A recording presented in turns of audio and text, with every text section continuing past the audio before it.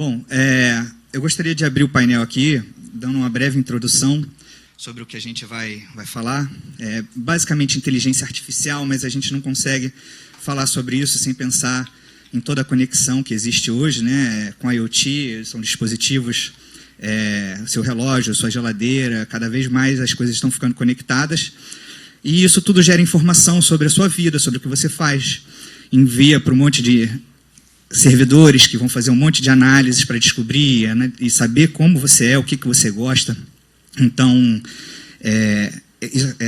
toda essa questão, todo esse painel, a gente tem que se perguntar sobre a questão da ética, né? De como essas tecnologias são usadas, e essas informações principalmente, e também pelos usos bons, né? Como a Daniela estava falando.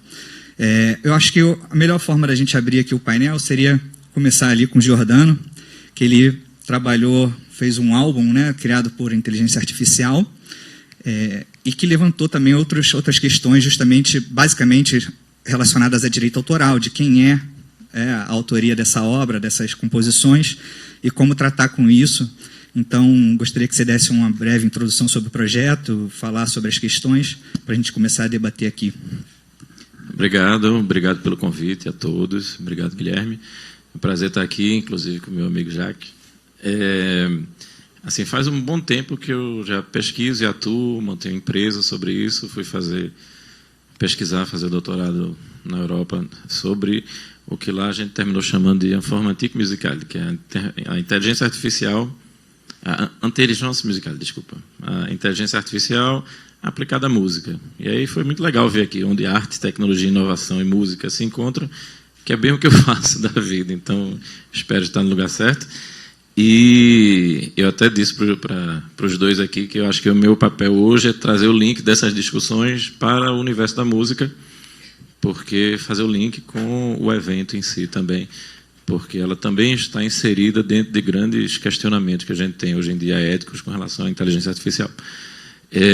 Então, assim, eu trabalho com isso há um bom tempo. Eu fundei uma empresa que trabalha com tecnologia musical e pesquiso inteligência artificial para música desde 2000. Então, faz um bom tempo já. Tem uma empresa chamada Dacor, que continua existindo e trabalhando nisso. E fiz um doutorado no laboratório da Sony, em Paris, e junto com esse laboratório, assim, o meu tipo de pesquisa já foi nisso, e a gente continuou desenvolvendo um tipo de tecnologia de inteligência artificial aplicada à música, que se chama Flow Machines, que permite compor música, rearranjar música, fazer uma série de operações musicais, que tipicamente são operações inteligentes dos músicos, automaticamente. Então, eu fiz, por exemplo, sistemas de interação musical automáticos. Um sistema que você pode cantar e ele te acompanha automaticamente, por exemplo. Na Dacor, hoje em dia, a gente está fazendo um sistema educacional. Um sistema para que você possa pegar uma música do Spotify, por exemplo, e automaticamente ela te dizer como é que você toca isso no violão, por exemplo. Como é que você toca essa música no violão. Então, são algumas aplicações. Uma aplicação que trouxe muita visibilidade realmente foi o projeto Flow Machines. O projeto, especificamente, tratava de composição e rearranjo, principalmente, de músicas em cima de grandes bases de dados. O grande segredo da IA de hoje, da IA, é a inteligência artificial, certo? Sempre que a gente fala IA, a gente entende o que é inteligência artificial. O grande segredo de hoje em dia da IA é juntar isso com as grandes bases de dados. Por isso, esses nomes como Big Data, porque hoje em dia a gente tem trilhões de informações. Se a gente for pegar qualquer base de dados dessa, assim, é um número assustador de dados que a gente tem à disposição. Na música não é diferente. Só no Spotify a gente tem 30 e tantos milhões de músicas, onde cada uma precisa de aproximadamente 10 milhões de bytes de informação. Então, assim, é muita informação para ser processada, e esse é o grande segredo, no fim das contas. O que a gente fez com esse álbum foi a participação brasileira, especificamente, foi usar a música brasileira como um case desafiador para o tipo de sistema, porque a música brasileira é extremamente rica. A gente tem regras harmônicas que não estão escritas na teoria clássica que vem normalmente da Europa. A gente tem padrões rítmicos muito diferentes. E a gente tem soluções de fraseado, etc., que são muito específicos. Então, a gente virou o grande case de estudo para validar a tecnologia. A outra coisa que a gente fez foi a criação de uma mega base de dados chamada Brasile, que foi a Dacor que fez, que se tornou quase metade da base de dados do sistema como um todo, que é feita por 600 gravações e mais 3.000 e tantas músicas digitalizadas. Então tem a partitura e a harmonia de todas essas músicas. Em cima disso, a gente consegue fazer coisas do tipo, e se eu pegar algumas músicas num determinado estilo de Tom Jobim e uma certa levada de Luiz Gonzaga, o que isso vai dar? Então, a primeira coisa que apareceu muito forte da Flow Machines foi quando eles criaram o Daddy's Car. Qualquer pessoa procure isso na internet, que acha facilmente no YouTube, que foi, entre aspas, a primeira música dos Beatles criada por uma máquina. Então, isso foi feito nesse projeto. Depois foi criado um álbum inteiro de músicas novas. Ele se chama Hello World. Então, Olá Mundo, que é a frase clássica de computação, certo? Então, se tem alguém aqui que já estudou programação, o primeiro programa que você faz é Oi, Mundo. Então, com esse universo de chatbots, etc., é bem essa cara. E que são 12 faixas, se não me engano, 3 delas são brasileiras. Então, a gente teve uma participação importante e eu acho que foi a primeira vez que uma tecnologia musical veio e o Brasil não foi um simples assim, não foi na cola da tecnologia. Porque normalmente a tecnologia vem, ela revoluciona a música. Qualquer uma delas que veio, assim, a gravação revoluciona a música, os instrumentos eletrificados e amplificados revolucionou a música, toda a parte eletrônica, de síntese, tudo isso veio fazendo revoluções na música. O Brasil nunca estava culturalmente, assim, esteticamente, na revolução. Então, quando surgiu guitarra elétrica, baixo elétrico, amplificadores, etc., surgiram em estilos. Então, o rock mesmo, né, ganhou... toda a história do rock sem uma guitarra elétrica não faria muito sentido. Só depois é que o Brasil cria o rock brasileiro. Você gera música eletrônica, depois vem um movimento de música desse estilo brasileira. Então, é a primeira vez que a gente está bem representado num momento de revolução tecnológica, porque a grande revolução tecnológica que se desenha hoje em dia na música, e é onde Spotify, Apple, Facebook, Amazon e Google e todos os grandes estão apontando, é a inteligência artificial. Então, é a primeira vez que o Brasil tem representatividade nisso, eu acho que isso é um fato bem importante. E em relação às questões que foram levantadas, principalmente em direito autoral, né, uma composição criada por inteligência artificial através de um banco de dados, como você falou, por exemplo, dos Beatles, né, eu acho que essa primeira música foi em cima de 65 músicas dos Beatles, mais ou menos, 45. Não foi? 45 músicas. 45. Como é que fica isso? De quem é a autoria dessa música? É de quem programou, de quem fez o modelo de treinamento, dos Beatles por conta de ser o insumo daquela inteligência? Como é que fica isso? A própria inteligência? Excelente pergunta, certo? Porque... E essa fica também para você, tá, Jacques? Por favor, quero ver a sua visão. Isso foi um embate legal de cerca de 3 anos no projeto. E sabendo que é um laboratório da Sony na Europa, onde a maior representatividade como publishing era para os Estados Unidos, de uma empresa que era japonesa. Então, tinha toda uma complicação e ainda mais com a base de dados criada no Brasil, em boa parte. Então, tem legislações muito diferentes e lidar com isso é algo muito complexo, certo? Mas o ponto central disso é o seguinte. Essa tecnologia vingou em um determinado momento, que foi o momento em que se desistiu de fazer o botão mágico, cria uma música nova. Porque a gente sempre... Assim, a inteligência artificial tem um sonho, que é o sonho de aperte um botãozinho e ele se resolve sozinho. Ele resolve tudo para você. E ele vira um ser independente que vai adivinhar a cabeça da gente, inclusive. E tem um paradoxo muito curioso que a arte traz. É impossível fazer um botão do sucesso. Em inglês tem um nome para isso, que é o hit button. Certo? É um botão de criar uma música de sucesso. Se a gente cria um algoritmo qualquer de criar uma música que agrada a todos, todo mundo vai criar músicas que agradam a todos, logo nenhuma vai ser sucesso. Então isso é um paradoxo. Então isso é um problema muito sério no fim das contas, que a inteligência artificial não resolve. Por mais que ela entenda qual é a sua preferência estética, por qualquer viés que seja, harmônico, timbral, qualquer contexto que esteja envolvido, de letra de música, seja do que for, um hit button nunca vai funcionar, certo? Porque senão todo mundo cria hit buttons e depois você passa a ser chato. Por quê? Porque você já ouviu 200 músicas daquele tipo, você diz, enchi.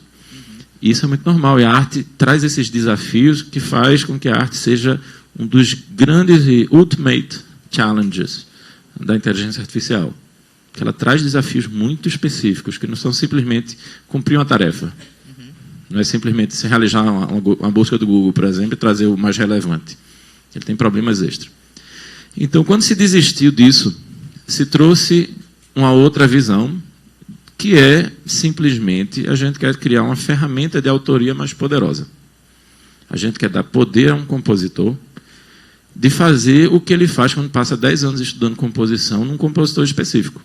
Se você for contratar um compositor no estilo Villa-Lobos, que passou, 5 anos estudando teoria musical, música na universidade, conservatório, etc., mais 4 anos estudando composição de alguém, etc., você pode pedir isso para ele.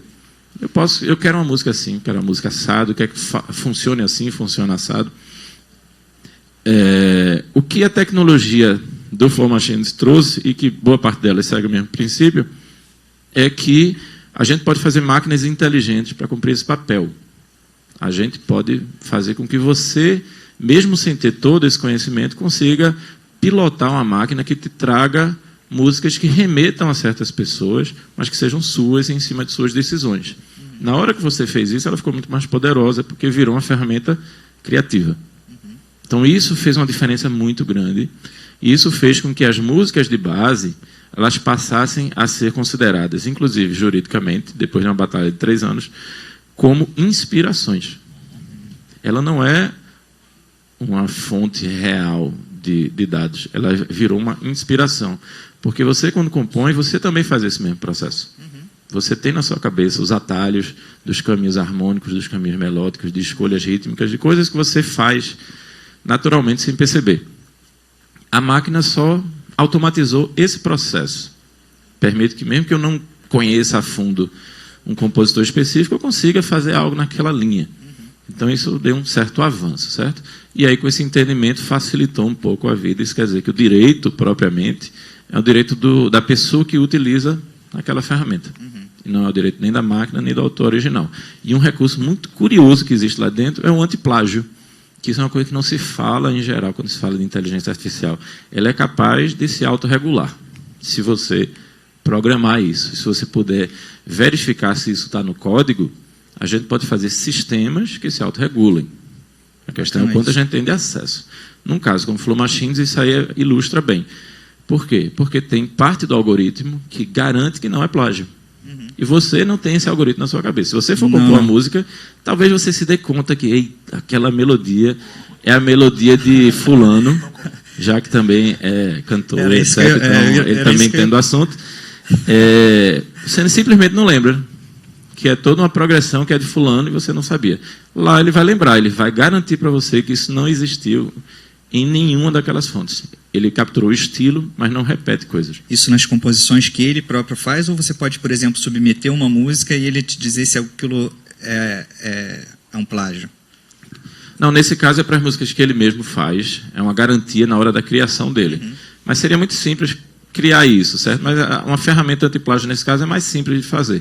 A questão é que ele já colocou isso embutido no seu processo criativo. Na hora que ele cria, ele já garante que não tem nenhum plágio ali envolvido. Isso é bem importante. Já que eu estava vendo que estava meio que concordando com ele em relação à questão da inspiração, né? Sim. Mas isso, você estava falando, aqui no Brasil já é uma decisão... Não, isso foi na Europa. Na Europa, né? Porque nos Estados Unidos eles colocaram como domínio público, não foi isso? Aqui a nossa lei de direito autoral não cobre essa parte, né? Agora eu queria ouvir você um pouquinho sobre essa questão, o que você vê, como é que você vê essa coisa assim? Não, tem 2 coisas que eu acho que eu podia adicionar na fala de Jordano, que é um fato que não foi colocado na conversa quando me chamaram aqui, é que eu tenho uma banda faz 25 anos. É uma banda de metal extremo, mas, enfim, e isso acontece muito, né? Quando a gente está compondo lá, muitas vezes a gente diz, não, pô, isso aqui é música tal. E às vezes até é proposital. Inclusive a gente tem uns códigos assim de algumas músicas da gente. Não, toca aquela do Napalm Death. Não é do Napalm Death, é da gente, mas tipo, tem um troço lá que é muito, muito semelhante, então a gente meio que se conecta a essa ideia de que criatividade, no fim das contas, é juntar referências, né? Você junta referências, processa esse troço e entrega. E algoritmos podem fazer isso muito bem, como já está demonstrado. E a outra coisa sobre direitos autorais, eu não vou me lembrar do nome da autora, mas tem um caso muito curioso. Enquanto futurista, a gente, só para vocês entenderem o que é que o diabo que um futurista faz, a gente tenta entender como é que o mundo está mudando, muito na sua gênese. Enfim, a gente olha para várias coisas, mas particularmente um troço que a gente chama de sinais fracos. São caquinhos de futuro que acontecem no presente. É um negócio bem esquisito que está acontecendo agora, que você diz, putz, nem fudendo esse negócio vai dar certo.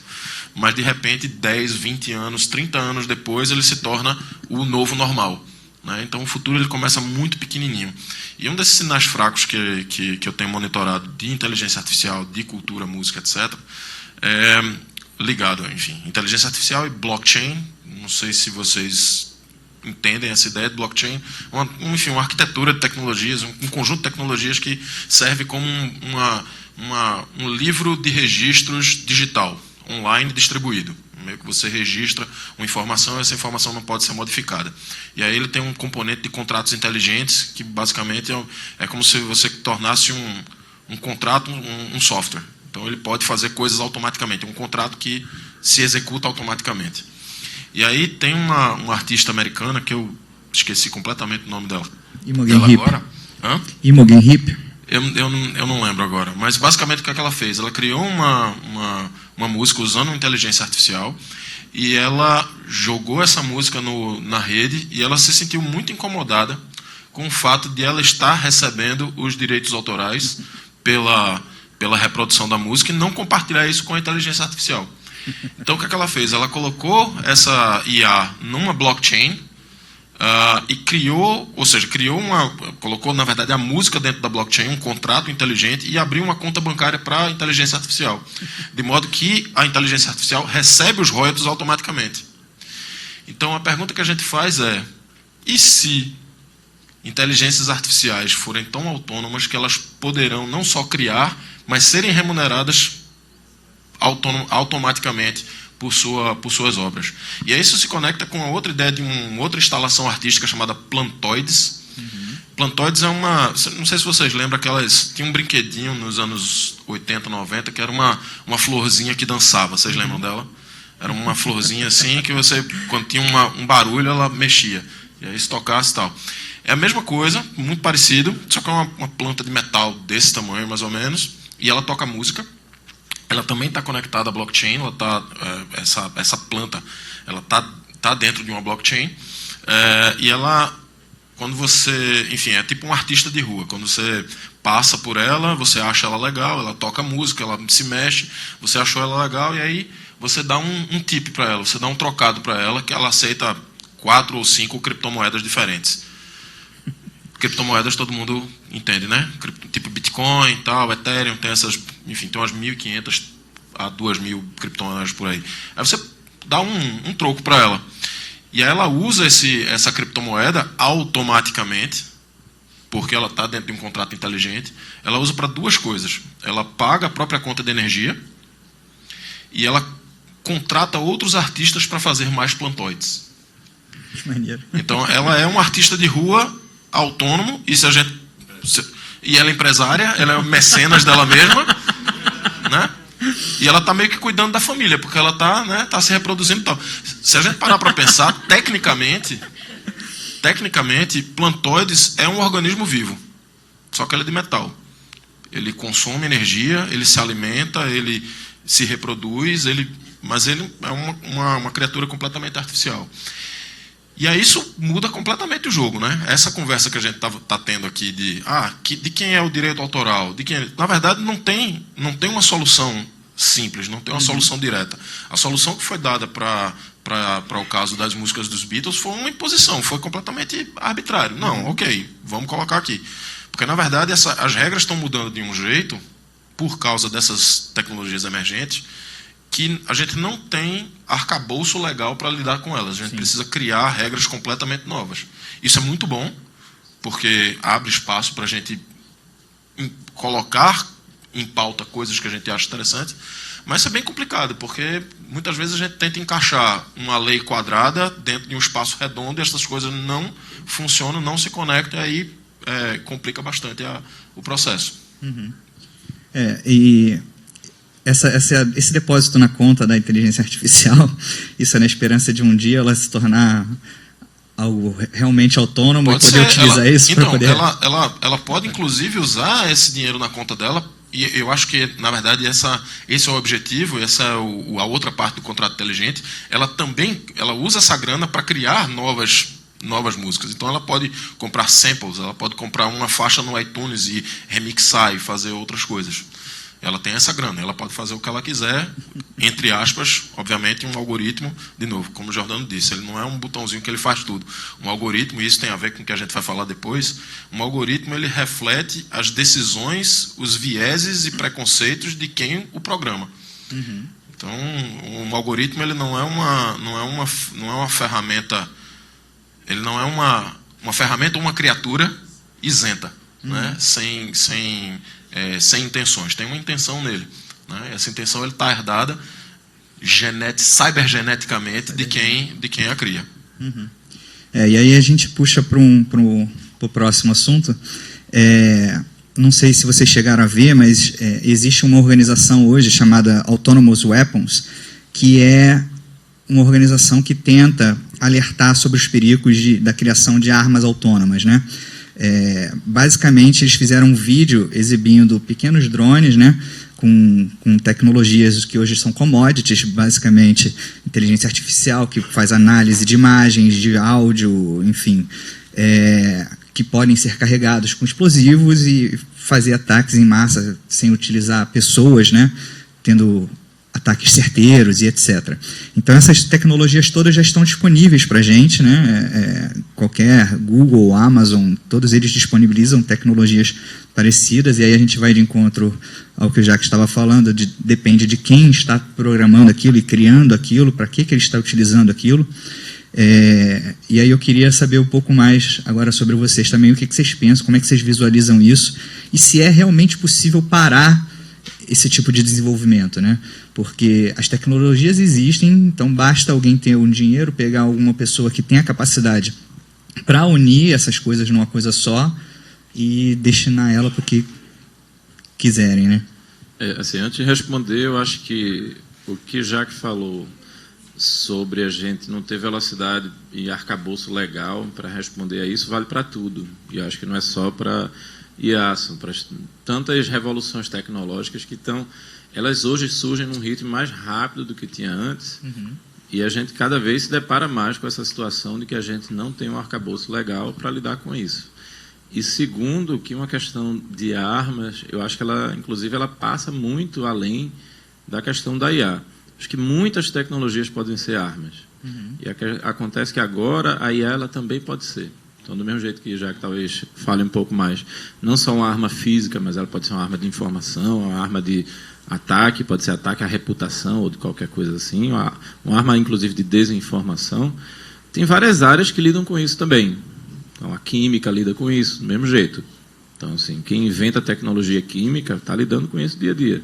Então, pode servir, inclusive, para criação de drogas, pode usar para a criação de armas químicas, e toda vez você vai ter um embate disso, de como é que você traz regulação, como é que você faz que isso seja autorregulado, o que garante que daqui a 50 anos fazer uma bomba atômica não seja tão fácil que você possa fazer no quintal de casa. Uhum. Tem nada a ver com IA isso aí. Tem simplesmente a ver com que a gente tem cada vez mais domínio tecnológico, e ele está cada vez mais na nossa casa para a gente fazer de uma forma simples. Hoje em dia a gente tem poder de desenvolver coisas do it yourself muito mais poderosas do que a gente fazia na outra época. Então isso aí passa muito além da IA. É uma discussão, porque a IA é uma tecnologia que voltou à tona, é uma tecnologia muito antiga, certo? No caso da IA, o que ela faz é dar autonomia para essas coisas, pois né? Mas é uma discussão que eu acho que vai muito além. Eu acho que isso é importante deixar salientar, mas enfim, deixar a resposta já. Inclusive, não é só... A gente não tem só falta de arcabouço legal para a tecnologia, para a cultura também. Por exemplo, toda a questão dos transgêneros e se um transgênero pode competir numa modalidade do gênero a qual ela se identifica. Quer dizer, uma mulher trans competindo numa competição de vôlei de mulheres. A gente não tem arcabouço legal para isso. A gente tem um negócio que está desconectado e a gente precisa... na verdade, eu faço parte de um grupo que a gente discute muito isso, de trazer polílogos, trazer conversa de todo mundo. Sentar com uma comunidade trans, com a comunidade esportiva, com todo mundo e dizer, a gente precisa resolver essa trolha aqui. Tem um negócio que tem novo, que não tinha antes na sociedade, que agora existe e que precisa ser endereçado. Como é que a gente resolve? Tá? Ou como é que a gente cria um acordo, porque não é um problema, é um dilema, né? Não é um negócio que você resolve, é algo que você lida com ele. Né? E sobre armas, o troço mais importante hoje sobre esse assunto é que armas não são somente mais chumbo e pólvora, ou armas nucleares ou armas químicas. Informação e conhecimento, ou desinformação, é uma arma também. Né? Tem um termo bem interessante que a gente estava comentando, né? O Institute for the Future tem uma pesquisa, se vocês forem iftf.org, iftf.org, tem um paper lá que vocês podem acessar, chamado State Sponsored Trolling, trollagem financiada por governos, por estados. Ou seja, um Donald Trump da vida que tem um exército de fake news que enfim, planta desinformação, ou nosso famigerado Elinão, que também é bastante proeminente nesse troço. Né? Então, informações elas podem ser weaponized, né? Não tem um termo em português para isso, mas podem belicizadas, podem ser transformadas podem virar armas, né? Ou outros tipos de guerra irregular, como por exemplo ataques cibernéticos a, sei lá, infraestrutura. Estava lendo na Wired, tem uma revista bem conhecida nesse campo de tecnologia chamada Wired, e a edição de setembro, se eu não me engano, a edição de setembro tem uma setembro, vulgo mês passado, né? Então, a edição do mês passado que conta o caso de um vírus, de um ataque de vírus, o maior ataque hacker, o maior ataque de vírus da história, que é o NotPetya. Foi um ataque produzido pela Rússia para atingir a Ucrânia, mas que rebateu numa companhia de navegação da Suécia, e a partir de lá se disseminou para o mundo todo e teve um prejuízo econômico de cerca de 10 bilhões de dólares. Foi um negócio absurdo, assim. De repente, porque eles queriam atingir lá a Ucrânia, muita gente perdeu dinheiro, nações inteiras perderam dinheiro, né? Então você pode fazer um ataque cibernético que o objetivo não é matar pessoas, mas sim matar economias. E aí, se você mata a economia, você mata o país. Né? Então, é um novo tipo de guerra irregular, que não tem regulação também. Né? Não tem. E do mesmo jeito, respondendo a sua pergunta, do mesmo jeito que armas químicas no passado, em um dado momento, elas foram utilizadas e depois são tão terríveis que foram proibidas, armas químicas, o gás laranja, o sarin e tal, eles foram utilizados na Primeira Guerra Mundial, e a turma viu que esse negócio podia dar tanta merda, inclusive para quem estava mandando esse troço, que proibiram. Mesma coisa do NotPetya. A Rússia lançou para atingir a Ucrânia, bateu em um monte de ecossistema e voltou para a Rússia. Eles tiveram prejuízos enormes lá. Então, uma falta de controle, né, em cima da tecnologia. Então, né? Esses próprios atores podem regular e, mais importante, é uma mensagem que eu sempre faço questão de dizer, a gente aqui no chão do mundo, a gente tem agência sobre o futuro. A gente pode fazer coisas. O futuro ele é construído a partir de uma relação, né? Uma correlação entre intenção e recursos. Se você tem muita intenção e muito recurso, você possivelmente vai construir o futuro. Às vezes a gente tem pouco recurso, mas a gente tem mais intenção que um Google, que um Facebook ou que grandes atores. Então, a gente tem relevância sobre o futuro, a gente tem agência sobre o futuro. Basta a gente fazer coisas a respeito dele, não ficar sentado e esperar que o futuro aconteça, que a gente chama de futuros usados. Né? Agora, uma coisa realmente que eu acho que faz um pouco de diferença nesse momento, da inteligência artificial especificamente, é que a IA tem trazido autonomia para as próprias máquinas. Eu acho que isso torna um tipo de tecnologia que é um pouco diferente. Inclusive no caso que você relatou aí da Flow, que se autofinancia e se banca. E eu acho que isso daí é algo muito, muito importante ser visto, que inclusive uma das áreas que são complementares hoje em dia, a área de IA, e que tem muito a ver com a ética na IA, porque ela lida com essas consequências, é a de epidemiologia. Porque, no fim das contas, boa parte dessas tecnologias a gente perde o controle sobre elas depois que elas são lançadas. Então, esses aí são exatamente exemplos de coisas que foram lançadas e depois quem criou não tenha mais controle sobre as próprias consequências. E isso é algo que a gente realmente tem que estar muito alerta hoje em dia. Não só com IA, com fake news, com um monte de coisa que a gente às vezes lança e não sabe para onde vai dar.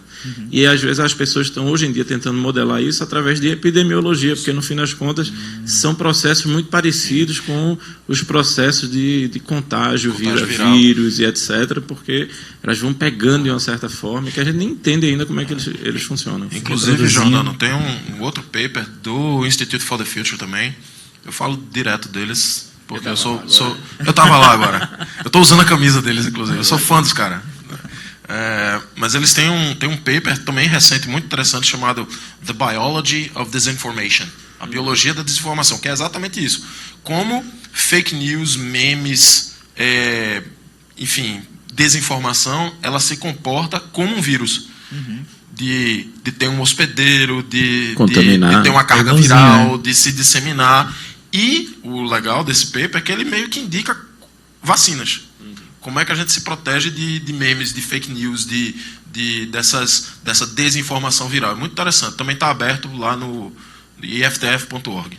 Nossa, os caras deviam me pagar. Só um adendo à questão das armas, antes de passar para a parte da informação. Eu lembrei aqui agora que o Google criou uma IA e que era um joguinho, né? Um ficava brigando com o outro e que um começou a ganhar e aí, para ele manter a sua hegemonia, logo que o outro nascia, ele já matava. Então, tem um negócio interessante sobre isso, de algoritmos resolverem problemas de forma mágica. Um algoritmo ele vai resolver o problema da melhor forma que ele achar. Então, assim, se você criar um algoritmo, por exemplo, para aumentar a sua vamos dizer, você tem uma companhia pesqueira e você cria um algoritmo para pescar melhor. É muito possível que ele dê a solução de secar o rio, secar o lago. Tá lá. Ele não tem a inteligência de uma inteligência artificial, ela está relacionada à solução do problema, não às consequências pós do que ele vai sobre sua agência, né? Inteligências artificiais, inclusive, elas podem ter uma solução binária, agência, né? Obviamente, com machine learning, com deep learning, isso tende a ter máquinas morais. Tem aquela conversa teve um teste do Google, do carro autônomo, né? O teste era basicamente o seguinte: se um carro autônomo tiver numa via e tiver uma velhinha, um cachorro e um monte de criança, e ele vai bater em algum, quem é que ele escolhe bater? É a máquina moral, é o teste da máquina moral. No fim das contas, dá no mesmo, porque é um acidente, né? Não resolveu nada, mas era só para tentar entender como é que uma máquina escolheria baseado numa decisão moral. Então, é possível que a gente caminhe para esse né, enfim, e vá nessa direção também.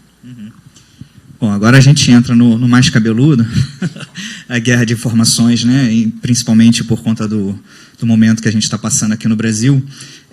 Eu recebi há pouco tempo a informação de que o Steve Bannon, um estrategista do Trump lá nos Estados Unidos, de extrema-direita, utilizou os dados do Facebook na Cambridge Analytica para detectar perfis de pessoas que possivelmente, com certa exposição a alguns materiais, poderiam passar de um lado para o outro ou tomar posições mais extremas e etc. E parece que tem funcionado, de certa forma, muito bem, né? Uma coisa que é, como o Facebook criado para pegar informações de tudo quanto é lado, juntar isso, criar uma inteligência para gerar dinheiro para eles, mais uma vez, na utilização de outra pessoa com outra intenção, se torna também uma arma talvez muito mais perigosa do que o que a gente estava falando, como explosivos, etc., porque ela é muito mais sutil, né? Como é que a gente fica nisso, nesse sentido? Como é que a gente se protege? Como é que a gente entra num mundo desse e sabendo o que é verdade e o que não é, né? Isso é uma boa pergunta que eu não sei se existe resposta, não, porque eu acho que a gente tem que evoluir em alguns aspectos como sociedade. E eu acho que, inclusive, a gente vai ter que saber como é que a gente reage a situações novas de um jeito diferente. Porque a gente sempre está atrelando nossas regras ao passado. E aí a gente está sentindo hoje em dia uma dificuldade muito grande de mudar regras quando a gente vê casos como esse. Porque a gente não tem como lidar.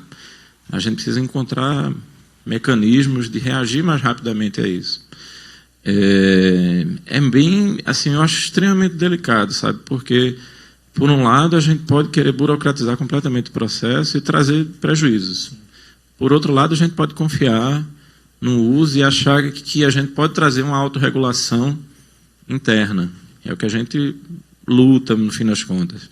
Eu venho da informática, minha formação é em computação, sou cientista da computação oficialmente.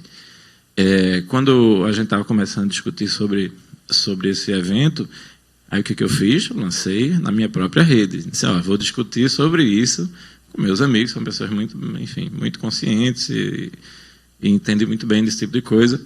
Então, lancei no meu grupo de WhatsApp, obviamente, né? Gente, me ajude aí, referências, etc., para entender melhor. Cada um entende de uma área e tem gente em áreas muito estratégicas, no fim das contas, sobre isso. Uma das falas eu achei muito curiosa.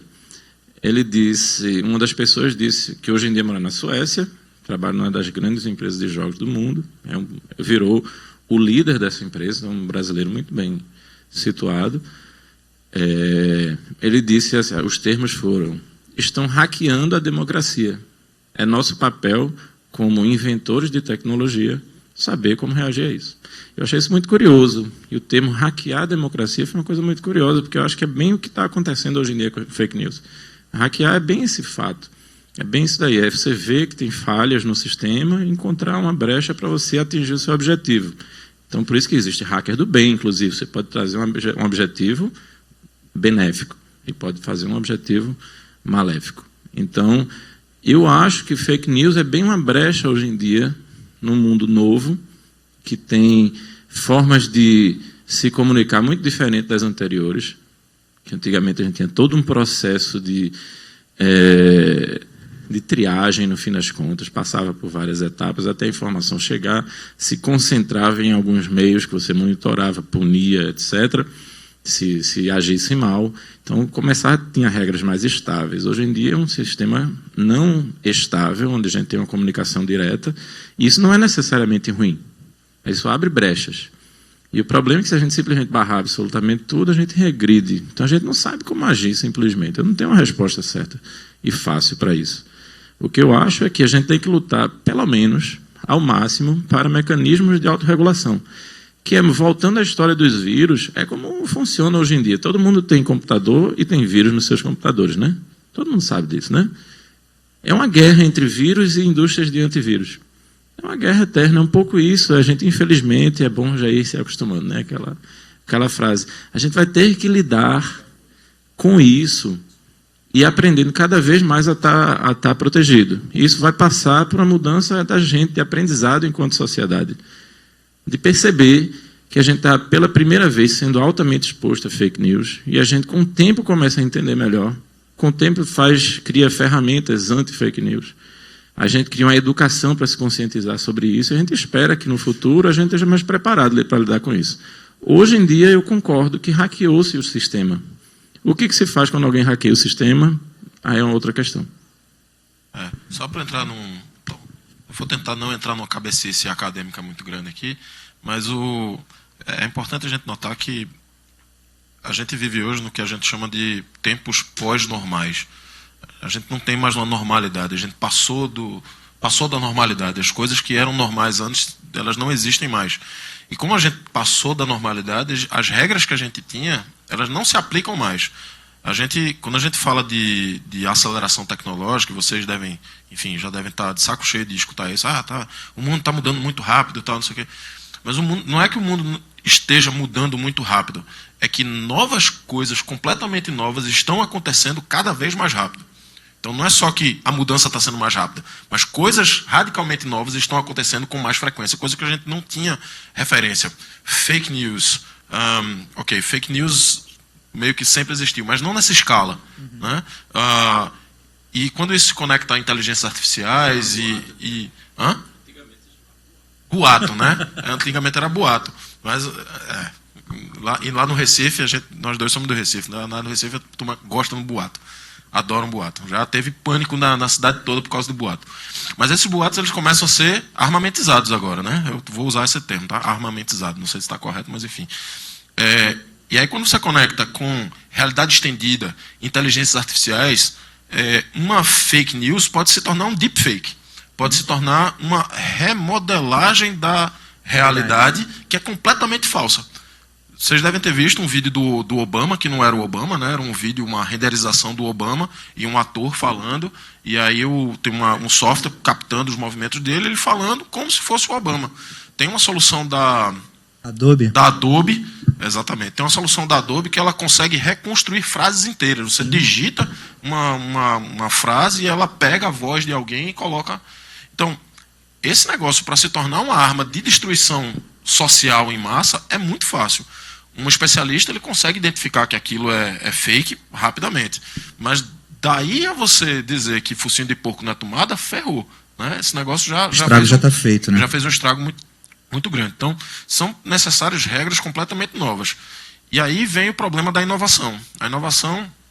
Tem um cara que eu gosto muito chamado Matthew Manos, que é um designer lá de Los Angeles.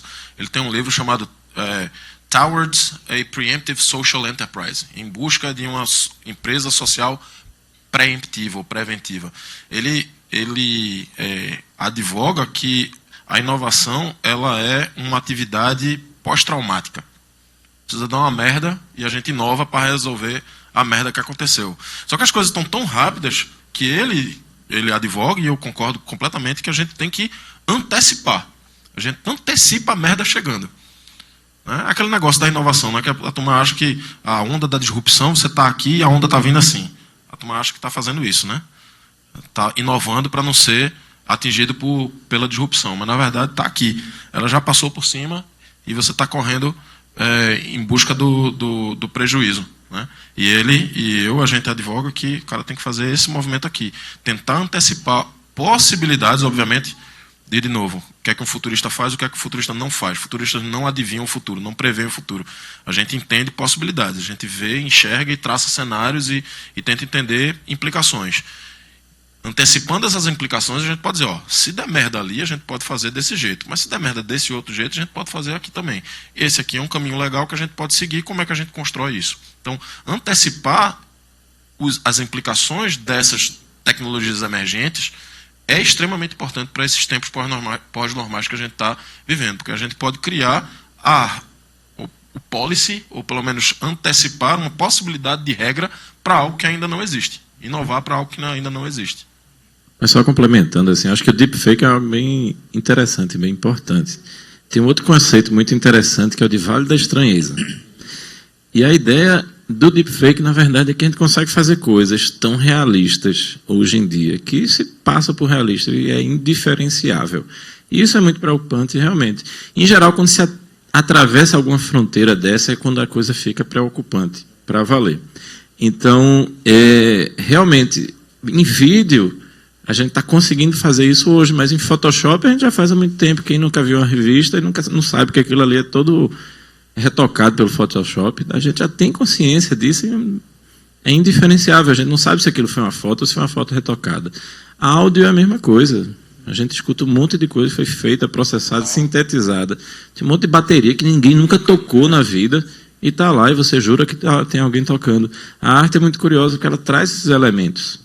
ela às vezes antecipa isso, porque ela traz alguns questionamentos, isso de uma forma light, antes de gerar coisas mais perigosas, sabe? E a IA tem uma coisa muito curiosa nessa linha, de um cara que foi o cara mais revolucionário, o cara conhecido como o pai da computação, que é o Alan Turing, que também é o pai da inteligência artificial, porque, na verdade, o computador e a IA surgiram juntos. Quando o computador surgiu, o termo dele era um cérebro eletrônico. Ele já foi visto como uma máquina pensante que queria ser inteligente. Esse era o conceito de um computador desde o início. Então, IA não é uma coisa de agora. É uma coisa já de quase 80 anos. O Alan Turing era um matemático, no fim das contas. Ele já levantou um monte de aspecto ético que foi de forma futurista, muito lá atrás. Infelizmente, ele morreu muito cedo, porque era gay, somente por causa disso. Foi forçado uma castração química e se deprimiu, se suicidou. Mas ele levantou uma série de questões que até hoje são as fundamentais. E isso volta para a questão fundamental que ele criou antes de existir uma máquina qualquer, que era o teste de Turing.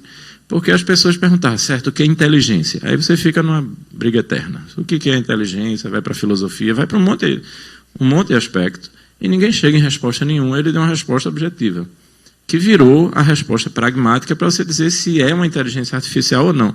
Porque ele não está se fazendo mais essa pergunta. Antigamente a pergunta era, essa máquina é inteligente? E você diz, não, ela não é inteligente, porque ela está somente seguindo um algoritmo, não sei o que, não sei o que. A gente passou um pouco disso. Boa parte disso passou porque a gente simplesmente diz, passou no teste de Turing, se passou, ela é inteligente, e não vamos mais falar no assunto. O que é passar no teste de Turing? Ela é convencer você que ela é inteligente. Ela não precisa ser inteligente, ela só precisa convencer você. Se ela é suficientemente inteligente para gerar uma fake news sozinha, que é o que algumas máquinas estão fazendo hoje, certo? Algumas das pessoas que entram no Facebook, no WhatsApp e ficam mandando mensagens, sequer são pessoas. Boa parte das vezes são robôs que estão lá simplesmente gerando frases sozinhos, como chatbots, robôs de conversa.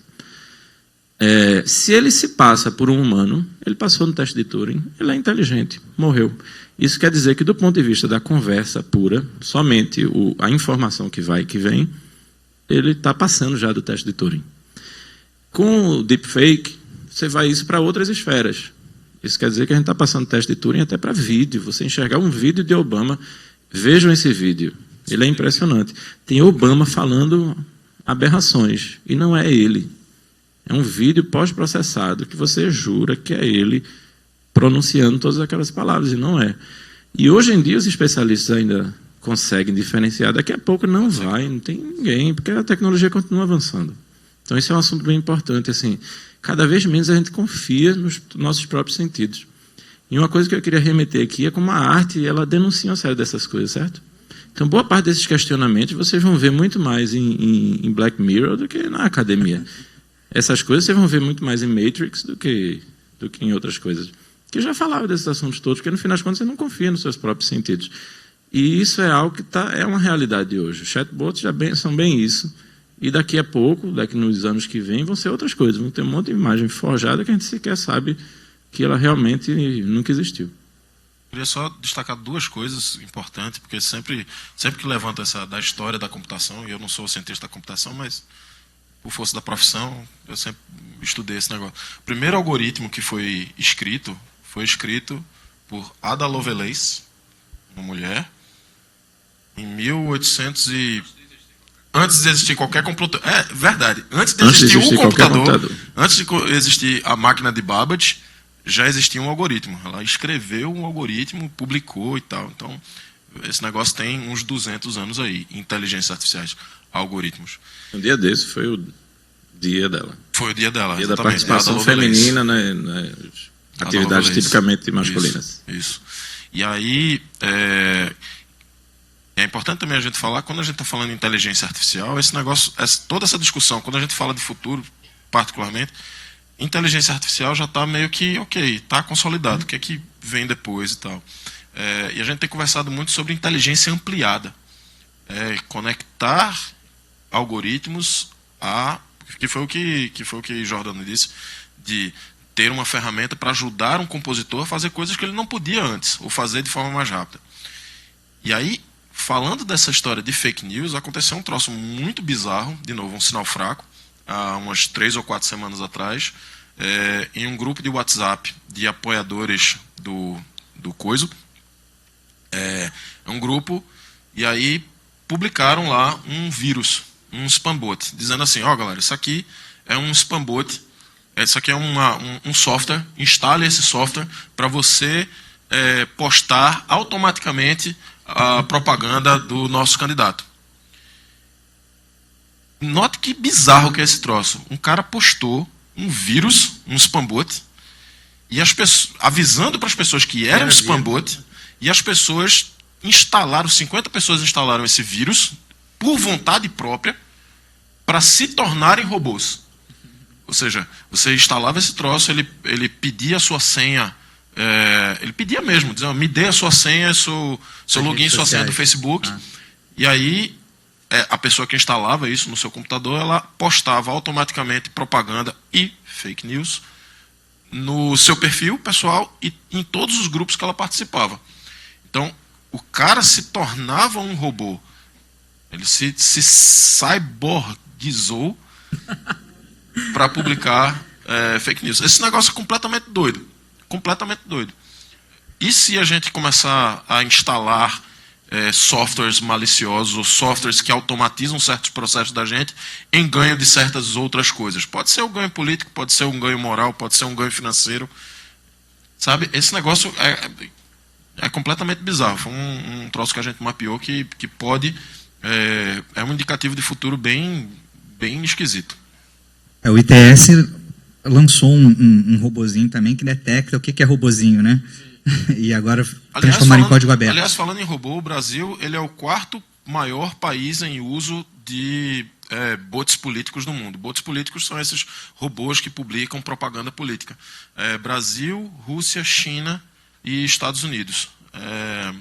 Aliás, no nosso processo eleitoral de agora, teve um recorde impressionante. Aliás, o primeiro debate político, o primeiro debate entre os presidenciáveis foi Trending Topics na Rússia. Como os russos devem realmente estar muito interessados na política brasileira, mas, enfim. Bom, acho que agora a gente tem que abrir para perguntas, né? Já tem até uma pergunta ali online, vinda do YouTube, da Andresa Andreso. Qual seria a perspectiva da IA dentro de uma economia digital que afete a sociedade? Quem é que quer atacar isso aí? Posso. Então, tem um negócio que a gente tem conversado um bocado também sobre mediadores cognitivos. A ideia de inteligências artificiais serem um mediador do meu consumo. Eu tenho uma assistente digital, por exemplo, que se comunica com outros assistentes digitais, tanto para antecipar o que eu preciso, tem um potencial de vai dar merda muito grande aí, mas antecipar o que eu preciso, e negociar autonomamente com outros fornecedores, com outros mediadores cognitivos para me entregar o que eu quero. Então, em vez de eu ter uma experiência de consumo que é somente ativa, de eu ir num supermercado ou comprar online, pode ser que uma inteligência artificial que está no meu bolso, ou está na minha roupa, está conectada a mim de alguma forma, diz, Jaque, você pode não saber, mas você vai precisar de tal coisa em tanto tempo. Aliás, tem uma história curiosa sobre isso, que foi um caso, um outro sinal bastante interessante. Nos Estados Unidos teve uma família que, de repente, começou a receber propaganda de vestido de noiva. Começou a receber propaganda de vestido de noiva e tal, e ninguém sabia por quê. E o pai não sabia, a mãe não sabia, o irmão não sabia e a filha calada.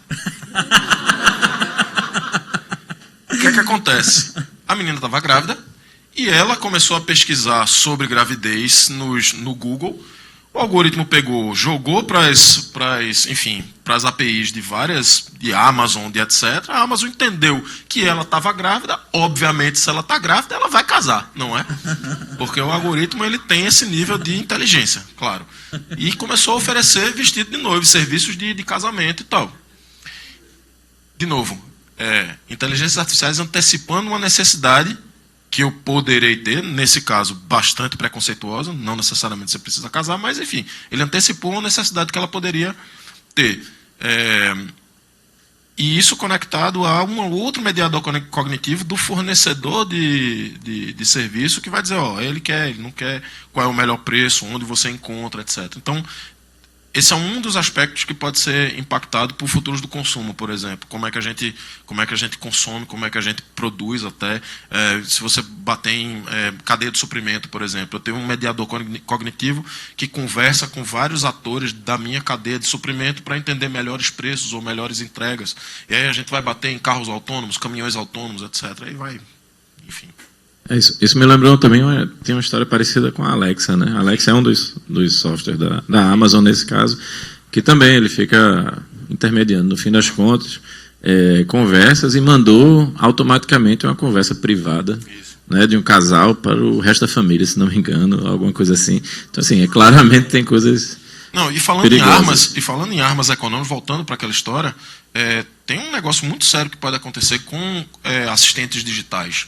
Você pode, por exemplo, imbuir dentro de uma música qualquer uma subfrequência que é a ativação de um processo qualquer. Então, eu toco a música nova do X artista e ele pode ter uma camada em subfrequência que ativa o meu Google Home, a minha Alexa, e ela faz uma compra autônoma. Isso pode ser um vírus, um novo tipo de vírus, um novo tipo de ataque, um novo tipo de... Quer dizer, se interfaces de voz se tornarem de fato a próxima interface, e eu acredito muito em interfaces de voz, a gente pode ter vírus de computador voando pelo ar. Aliás... Isso é um sinal baixo ou não? Esse é um sinal fraco, com certeza. Fraco. Aliás, teve um outro bastante interessante também, que eu tenho uma coleção dessas porra, tá? Teve um também que eu achei muito curioso, que são vírus de computador ou atividades digitais afetando fisicamente os usuários. Tem uma rusga entre um jornalista e um senador americano, e aí esse jornalista ele é epilético. E aí o senador, ele... Tem um senador e o jornalista... Não, vamos lá. Tem um jornalista e ele estava criticando o Trump. E aí um leitor, esse jornalista ele é epilético, e aí um leitor ficou puto da vida porque o jornalista estava criticando o Trump e sabia que o cara era epilético. E aí ele mandou pelo Twitter uma mensagem com um GIF animado. Um GIF bem com estroboscópico, assim. E o cara teve um ataque epilético, o cara quase morreu. E ainda disse assim, você merece um ataque, você merece uma convulsão. E aí mandou um tweet que despertou um ataque epilético no cara no mundo físico, de verdade. Então, e quando a gente tiver realidade estendida, por exemplo, realidade aumentada, realidade virtual, que a gente puder fazer ataques cyberfísicos nas pessoas, ou criar um deepfake tão grande que pode me afetar psicologicamente. Eu estou fazendo um trabalho para a Mozilla, por exemplo, a gente está estudando muito isso. E um dos cenários que eu pintei lá era de um mundo em que a realidade aumentada é ubíqua, enfim, a realidade aumentada é ubíqua, e aí um casal se separa e o marido, o ex-marido no caso, ele cria uma experiência em realidade virtual, cria um deepfake de si mesmo para ficar stalkeando a própria esposa. E ele não pode ser processado, porque aquilo é enfim, é digital, completamente digital. A autoria dele foi julgada, ele foi culpado e tal, mas o deepfake em si ele não pode ser nem ser destruído, porque ele está distribuído e tal. Enfim, novas formas de ataque, E essa questão do áudio, né, é bem complicada, porque hoje em dia a gente já pega, né, o seu celular está ali, parado, daqui a pouco quando você abre já tem uma propaganda para você, né? E da mesma forma tem as coisas boas, né? Então isso está tão difundido, né, na gente, todo mundo tem um smartphone. Eu utilizo bastante para o lado bom um aplicativo com meditações, sons binaurais, né, e tal, para diminuir a frequência, essas coisas. Então, construir uma coisa dessa que se comunica com a Alexa ou com qualquer outro dispositivo, ou que faça né, te afete prejudicialmente, né, acho que é mais do que comum, né? Acho que a gente já está nisso, né? É só questão de vir, mais uma vez, alguém com a intenção meio cabulosa aí e fazer como fizeram com o jornalista, né? Agora, eu não sei se eu entendi 100% a pergunta, né? Mas eu acho que é sempre muito complicado quando a gente fala IA como uma coisa assim, a inteligência artificial. A verdade é que a inteligência artificial é qualquer coisa. É a mesma pergunta ali de dizer qual é o impacto do computador. Porque a definição, no fim das contas, de inteligência artificial tem um conjunto de problemas que a gente consegue resolver de forma clara e objetiva, certo? Então, que não é aleatória. Toda vez que a gente der um resultado, ele vai dar o mesmo resultado. E isso é a computação clássica. A gente faz um programa onde a gente diz comando por comando tudo que ele vai fazer. Tem uma série de problemas que já foram mapeados. Que problemas são esses? Que a gente não consegue resolver dessa forma. Então, entender o que a pessoa está falando, coisas assim, não adianta fazer um programa A mais B, siga passo a passo e você vai ter uma resposta. A gente tem que usar outros artifícios. E a gente faz realmente um monte de outros artifícios para a gente conseguir resolver parcialmente aquele problema. E isso é o que a gente chama de inteligência artificial. Então, não é nem nada diferente da computação clássica. Ele apenas consegue lidar com problemas que a programação tradicional não consegue. Então, é uma ferramenta um pouco mais poderosa. Por outro lado, ela não consegue quase nunca ter 100% de acerto. Ela é feita justamente para esses casos onde você não consegue acertar. Por isso que às vezes você vai falar com a Siri ou com qualquer sistema desse reconhecimento de voz e você fala uma coisa e ela não entende. Ou você usa qualquer ferramenta dessas de IA, ou você vai fazer uma busca no Google e ele não achou a coisa que você buscava. Isso é normal. A Google eu achei muito curioso. Em 2005, por aí, a Google virou a empresa mais valiosa do mundo. E eu vi uma palestra da Google, numa conferência, e aí era muito curioso. Assim, eles se colocavam dizendo: é a primeira vez que uma empresa de inteligência artificial vira a número 1 do mundo. Porque basicamente o que você faz na Google é exatamente inteligência artificial, porque não é um método assim que acha aquelas referências para vocês, para a gente, né? Me incluo. Mas isso quer dizer que sempre tem uma taxa de erro. E cada vez você tem um esforço maior e vira um esforço descomunal, você diminuir essa taxa de erro. Porque você começar a acertar o que eu estava dizendo. Acertar 50%, você precisa de uma semana. Para acertar 75%, você precisa de 10 semanas. Para você acertar 85%, você precisa de 4 anos. Para você conseguir. Aí cada vez você tem um esforço gigantesco para ir diminuindo essa margem de erro. Isso quer dizer que todas essas tecnologias elas são passíveis de erro. Então isso aí só está mostrando que existem erros. E quando a gente fala de IA, isso é um problema que normalmente não é levantado. Quando está dentro de algo confortável, o risco é gerenciável, essas coisas são lançadas. Quando não, é muito perigoso. A minha empresa, ela trabalhou, por exemplo, com um software de processamento de áudio para detectar eventos de segurança. Por exemplo, você tem a câmera detecta se houve um tiro, se houve uma batida de carro, se houve alguma coisa assim. Se houve, ela identifica de onde é que ela veio, aponta a câmera para lá e envia essas imagens para a polícia. Isso daí nem sempre vai acertar. Então, a gente tem que saber lidar. Isso é benéfico? Porque normalmente no monitoramento da polícia você tem lá 60 câmeras e ela vai poder alertar para você. Ó, tem algo estranho aqui, dê uma olhada. Isso quer dizer que normalmente os sistemas que funcionam IA mais humano, eles tendem a funcionar muito melhor do que um sistema puramente IA. Porque senão ele não seria IA, seria simplesmente um algoritmo simples. Isso traz um pouco menos de medo no futuro. Porque, em geral, a gente tem medo do desconhecido. Quase sempre. Surge um negócio novo e a gente não sabe para que isso vai ser usado. E dá um medo gigante, dá uma paranoia geral em todo mundo. E aí, a gente saber que ela funciona, em geral, melhor com o auxílio de humano, dá pelo menos um pouco menos de aflição. Um negócio importante, para reforçar o que o Jordano disse, inteligência artificial está entre a gente aqui, tá? Esse smartphone que a gente tem, um Google Now, uma Siri, é uma inteligência artificial. E aí, qual é o impacto da inteligência artificial na economia? Quando você vai pedir um Uber, é uma inteligência artificial ali, é um algoritmo que está tentando entender onde é que você está, para onde é que você quer ir, qual é o cara que está mais perto e qual é a melhor rota. Inclusive, se você for para fora do Brasil, tem opções de Uber Pool, por exemplo, que ele faz um traçado entre as várias pessoas que pediram aquele carro e ele traça qual é a melhor. Isso é uma solução de logística ferrada, né, Jonathan?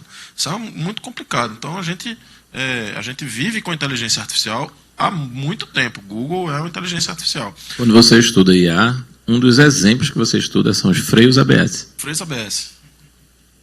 É uma solução de inteligência artificial, para quem não sabe. Pode crer.